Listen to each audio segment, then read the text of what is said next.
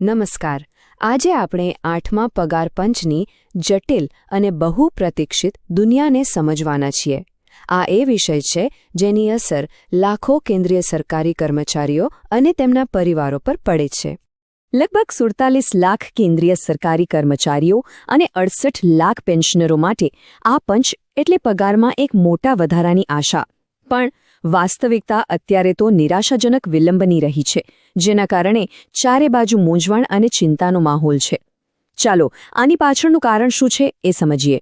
જો પ્રક્રિયા એક જાહેરાત સાથે શરૂ તો થઈ, પણ એની ગતિ એટલી ધીમી રહી છે કે કર્મચારી સંઘોએ હવે લાલ બત્તી ધરી દીધી છે. તેમની નારાજગી એટલી વધી ગઈ છે કે વિરોધ પ્રદર્શન અને હડતાળની વાતો પણ થવા લાગી છે. આ સમયરેખા જોવો તો ખ્યાલ આવશે. ગયા વર્ષના અંતમાં નિમણૂકો તો થઈ ગઈ, પણ જે મુખ્ય કામ છે એટલે કે કર્મચારીઓના પ્રતિનિધિઓ સાથે બેસીને વાતચીત કરવાનું એ હજી શરૂ જ નથી થયું, અને આ જ વિવાદનો મુખ્ય મુદ્દો છે. હવે આ વખતે પ્રક્રિયામાં એક બહુ મોટો ફેરફાર આવ્યો છે. 7મા પગાર પંચ વખતે કેવું હતું? સંઘના પ્રતિનિધિઓ સાથે સીધી બેઠકો થતી, જ્યાં બધી માંગણીઓ પર વિગતવાર ચર્ચા થતી. પણ આ વખતે એક ઓનલાઈન પોર્ટલ બનાવી દેવાયું છે, અને આ ફેરફારે જ બધી મુશ્કેલીઓ ઊભી કરી છે. આ નવી ઓનલાઈન સિસ્ટમમાં એક મોટી સમસ્યા છે, શબ્દ મર્યાદાની.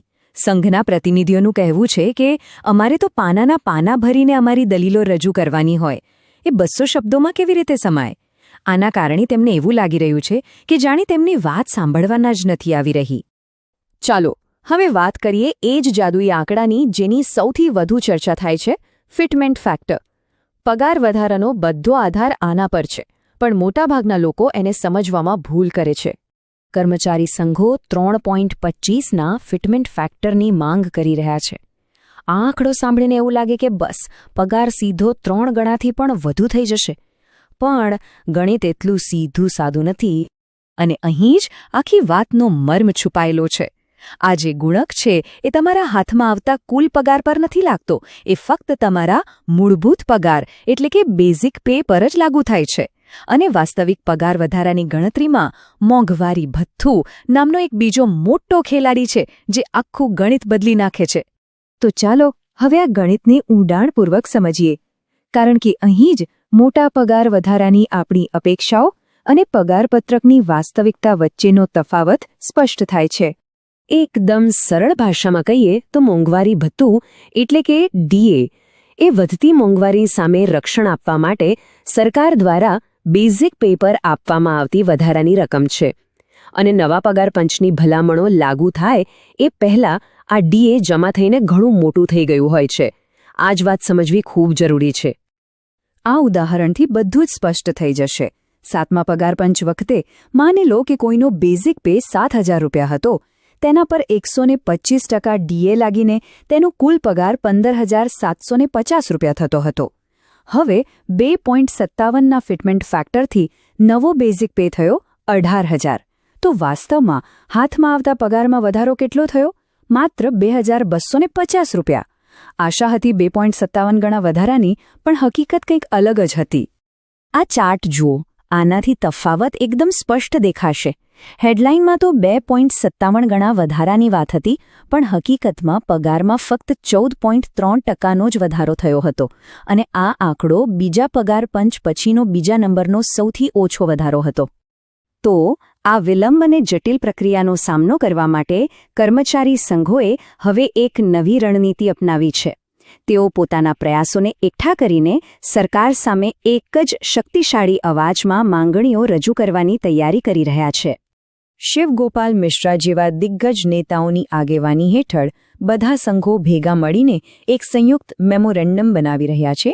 તેમનો હેતુ સ્પષ્ટ છે, અલગ અલગ અવાજમાં બોલવાને બદલે એક થઈને બોલવું, જેથી તેમની વાતનું વજન વધે. તો આ સંયુક્ત યાદીમાં શું શું છે?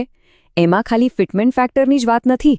50% ડીએને બેઝિક પેમાં ભેળવી દેવાની માંગ છે, ટીએડીએલટીસી જેવા ભથ્થાઓમાં સુધારા, સારી મેડિકલ સુવિધાઓ અને સૌથી અગત્યનું જૂની પેન્શન યોજના એટલે કે ઓપીએસ પર ફરીથી વિચારણા કરવાની પણ માંગ છે. સંઘો હવે તેમની અંતિમ માંગણીઓનો મુસદ્દો તૈયાર કરી રહ્યા છે, એટલે આવનારા થોડા અઠવાડિયા આ આખી પ્રક્રિયા માટે ખૂબ જ નિર્ણાયક સાબિત થવાના છે. તો હવે આગળનો રસ્તો કેવો દેખાઈ રહ્યો છે? સંઘો તેમનો સંયુક્ત દસ્તાવેજ ફાઇનલ કરીને જલ્દીથી પંચને સુપ્રત કરશે. તેમને આશા છે કે આ એકજૂટ પ્રયાસથી સરકાર પર દબાણ આવશે અને આખરે વાતચીતનો તબક્કો શરૂ થશે. આ બધું આપણને એક મોટા સવાલ પર લાવીને મૂકી દે છે. શું સંઘોનો આ એકત્રિત પ્રયાસ આ મડાગાંઠને તોડી શકશે? શું લાખો કર્મચારીઓની વર્ષોની રાહનો અંત આવશે અને વિલંબનું સ્થાન વાટાઘાટો લેશે? હવે જોવાનું એ રહ્યું કે આગળ શું થાય છે. લેટેસ્ટ અપડેટ 13 સાથે જોડાયેલા રહો. સાચા સમાચાર, સરકારી અપડેટ અને મહત્વપૂર્ણ માહિતી માટે ચેનલને સબસ્ક્રાઇબ કરો અને બેલ આઇકન દબાવવાનું ભૂલશો નહીં. Stay update, stay smart.